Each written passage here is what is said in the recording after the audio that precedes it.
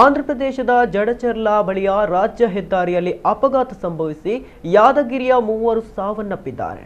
52 ವರ್ಷದ ರಾಮನಗೌಡ ಗೋಗಿ, ಅವರ ಪತ್ನಿ 48 ವರ್ಷದ ಮೇಘ, ಅವರ ಅತ್ತೆ 70 ವರ್ಷದ ಮಹದೇವಮ್ಮ ಕಲಕೇರಿ ಮೃತಪಟ್ಟವರು. ಘಟನೆಯಲ್ಲಿ ಗಾಯಗೊಂಡವರನ್ನ ಆಸ್ಪತ್ರೆಗೆ ದಾಖಲಿಸಲಾಗಿದೆ. ಶಿವರಾತ್ರಿ ಪ್ರಯುಕ್ತ ಯಾದಗಿರಿಯಿಂದ ಶ್ರೀಶೈಲಂಗೆ ಪ್ರಯಾಣ ಬೆಳೆಸಿದ್ದ ಭಕ್ತರ ಕ್ರೂಸರ್ ವಾಹನ ಆಂಧ್ರಪ್ರದೇಶದ ಕಲಕುರ್ತಿ ಬಳಿ ತಡೆಗೋಡೆಗೆ ಡಿಕ್ಕಿಯಾಗಿ ಪಲ್ಟಿಯಾಗಿದೆ. ಪರಿಣಾಮ ಮೂವರು ಸ್ಥಳದಲ್ಲೇ ಕೊನೆಯುಸಿರೆಳಿದ್ದಾರೆ. ಚಾಲಕ ನಿದ್ದೆ ಮಂಪೈನಲ್ಲಿದ್ದ ಕಾರಣ ನಿಯಂತ್ರಣ ತಪ್ಪಿ ಈ ದುರಂತ ಸಂಭವಿಸಿರಬಹುದೆಂದು ಶಂಕೆ ವ್ಯಕ್ತವಾಗಿದೆ.